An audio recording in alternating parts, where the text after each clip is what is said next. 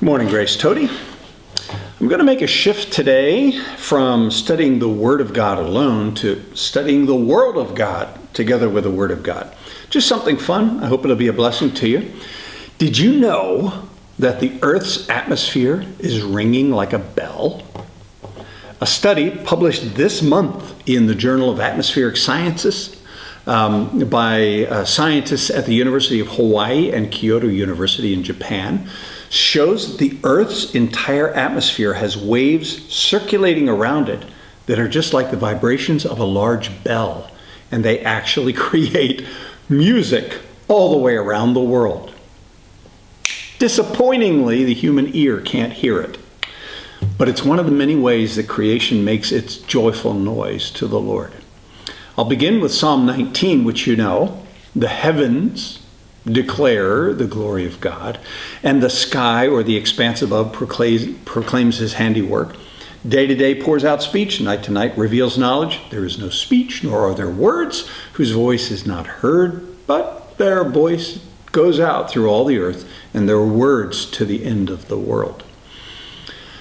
The six-winged seraphim, back in Isaiah chapter 6, say to one another, "Holy, holy, holy is the Lord of hosts. The whole earth is full of his glory." The whole earth?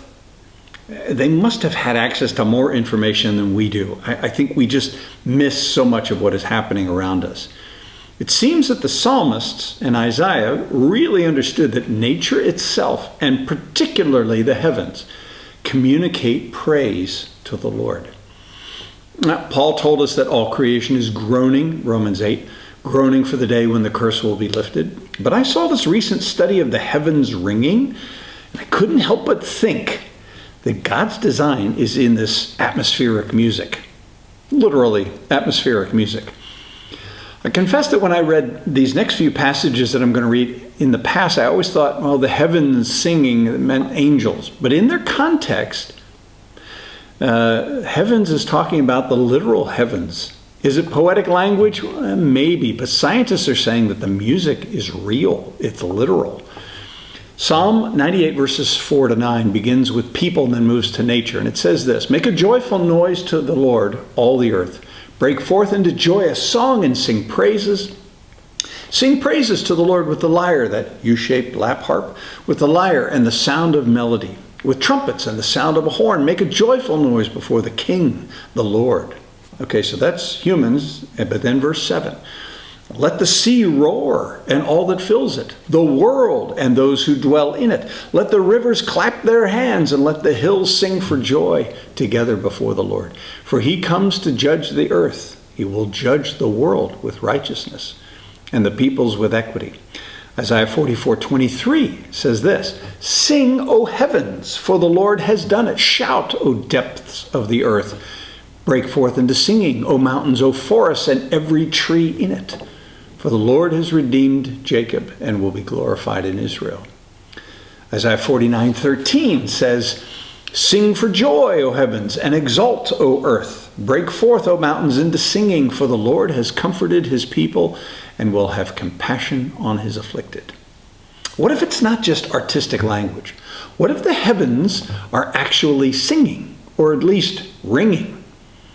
Now, you may remember from science class, if you didn't fall asleep, that any sound has a source and then waves flow through the air to an ear or a listening device like a microphone. So if the sound is a high pitch like a whistle, the waves are very close together like you see here on the bottom. And if they are low pitch, like say a bass guitar, they are longer waves. A big ringing bell doesn't create one sound. Bells vibrate simultaneously at lower and several higher pitch overtones, producing a pleasant musical sound. Now, a big bell like we used to have in the big churches and in city bell towers is an amazing invention.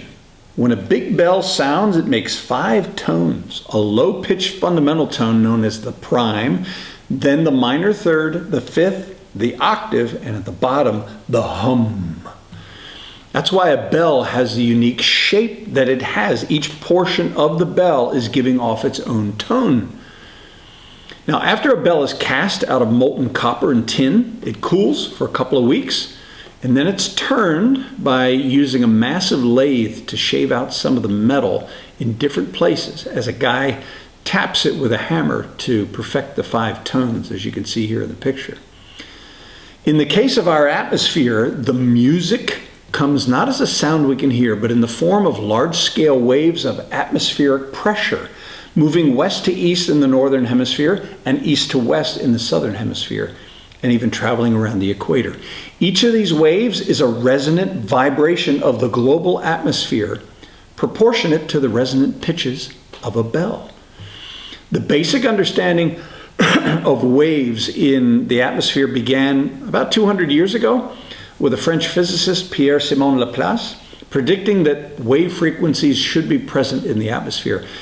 But the waves had never actually been detected. But in this recent study, a team of professors compiled data from observed atmospheric pressure around the globe every hour for the past 38 years.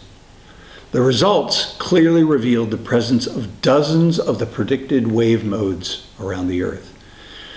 The study focused particularly on waves with periods between 2 hours and 33 hours, which travel horizontally through the atmosphere, moving around the globe at great speeds exceeding 1,100 kilometers per hour. All of them, taken together, create a huge ongoing song around the entire planet. The problem is that they don't know what causes these atmospheric waves, and so they're throwing around several theories. Is it due to the sun?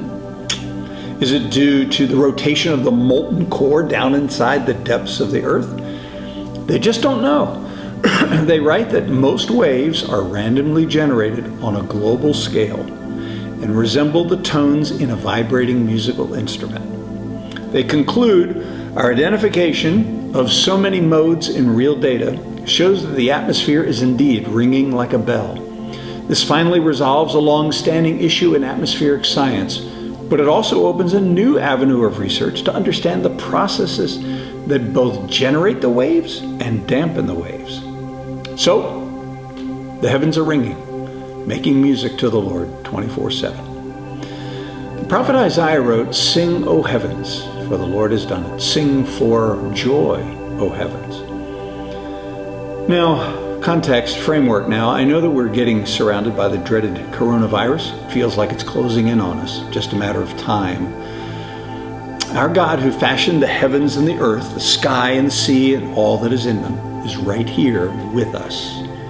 He is infinite mind, he is all-powerful, he is fully trustworthy, and he's crazy about us as his children. He loves us with an everlasting love. Nothing will touch you that is not perfectly designed for you at that time. And any test will be matched with the prayers of his people and his sustaining grace. I think you believe that. We just get nervous, a little fearful, don't we, when God's will seems to maybe include suffering. But we are loved and redeemed by him, to love him and live for him in return, and to long for his return. Life is for service, and all our days are numbered by him. So let's not waste time. Be wise, but don't cower in fear either. The heavens are ringing like a great bell, so at the very least, let's join them in praising our great and magnificent Creator and sharing about him with some other people. Have a great Tuesday.